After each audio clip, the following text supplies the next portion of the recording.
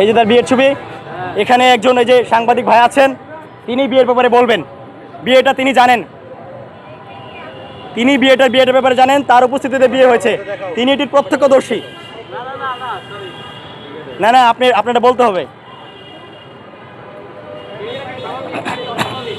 বিয়ের ব্যাপারে উনি অবগত আছেন, উনি সব জানেন, উনি বলবেন। ওনাকে নিয়ে গেছেন ত্রাণ দেওয়ার সময়। এই যে তার হাজব্যান্ডের সাথে আমার 17 মিনিটের কল রেকর্ড। আমি তার সাথে ফেসবুকে কথা বলেছি, তার নাম্বার আমার কাছে আছে, তার আইডি লিঙ্ক আমার কাছে আছে, আপনারা চাইলে আপনারা নিতে পারেন।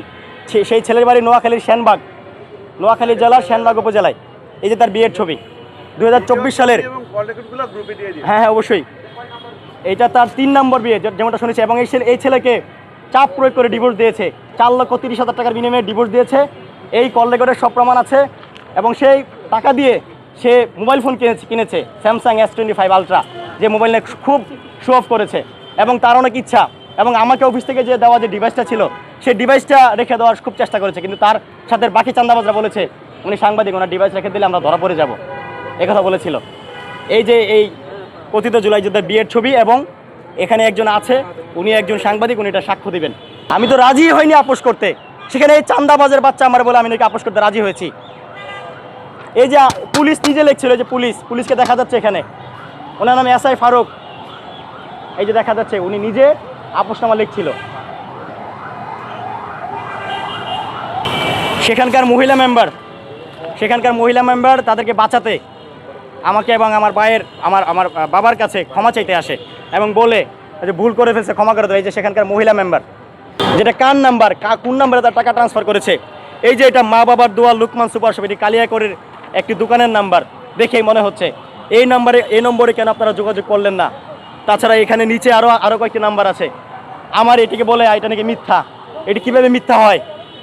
এটা আমি এর আগে একটা ভিডিওতে তুলে ধরেছি, কিন্তু বট বাহিনী আমার ফেসবুক আইডি সেটা তারা নষ্ট করে দিয়েছে, যেন আমি কোনো ধরনের তথ্য সামাজিক যোগাযোগ মাধ্যমে তুলে ধরতে না পারি। এখানে এই যে বিকাশ স্টেটমেন্ট, এখানে পুরো উল্লেখ আছে আমার টাকা তারা কোন নাম্বারে ট্রান্সফার করেছে। উপরে একটি নাম্বার, সেখানে প্রায় 15,000 টাকার মতো, 14,300 টাকা তারা ট্রান্সফার করেছে। পরে নিচের একটি নাম্বার, সেখানে 30,000 টাকার মতো ট্রান্সফার করেছে। এছাড়াও আরও কয়েকটি নাম্বার আছে।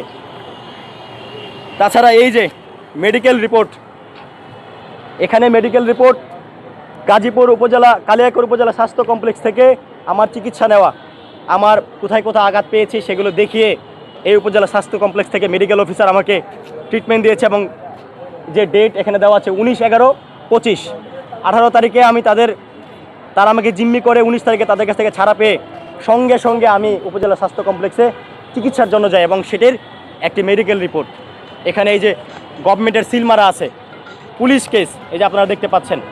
সেই সঙ্গে উপজেলা স্বাস্থ্য অফিসার সেটি দিয়েছে।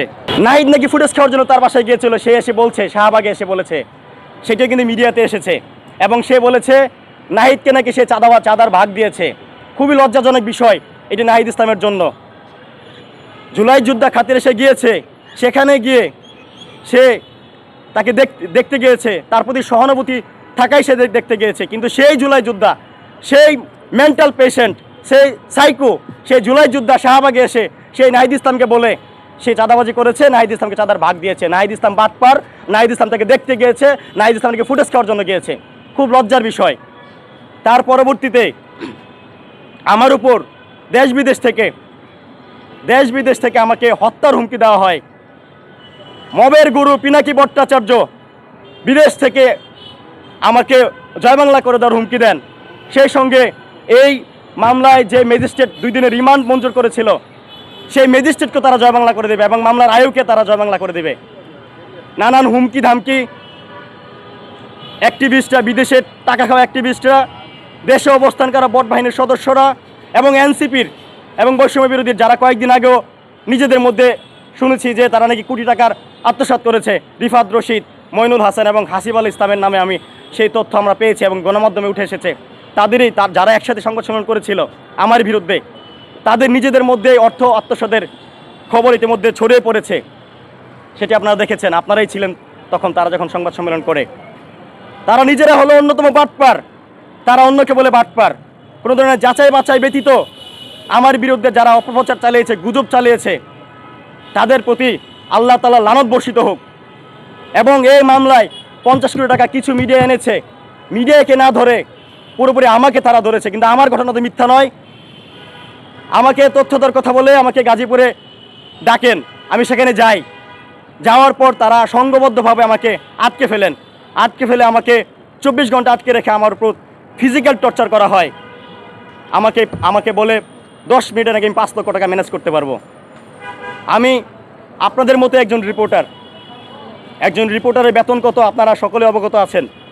তারা আমার উপর টাকা আদায়ের জন্য তারা আমার উপর 24 ঘন্টা নির্যাতন করেন। সব কিছুর প্রমাণ আমি এখানে নিয়ে এসেছি, আপনাদের সামনে কিছুক্ষণ পরে আমি সেগুলো উপস্থাপন করব। টাকা দিতে অস্বীকৃতি জানানোর পর তারা আমার উপর ফিজিক্যাল টর্চার করে, আমার উপর শারীরিক নির্যাতন শুরু করে। তার পরবর্তীতে আমি আমার পরিবারকে না জানিয়ে কিছু বন্ধুবান্ধব এবং কিছু সাংবাদিক সহকর্মীর কাছ থেকে সাহায্য নিয়ে আমি সেখান থেকে উদ্ধার হয়ে ফিরি। এবং পরবর্তীতে সেই ঘটনার প্রেক্ষিতে আমি কালিয়াকৈর থানায় একটি অভিযোগ দায়ের করি।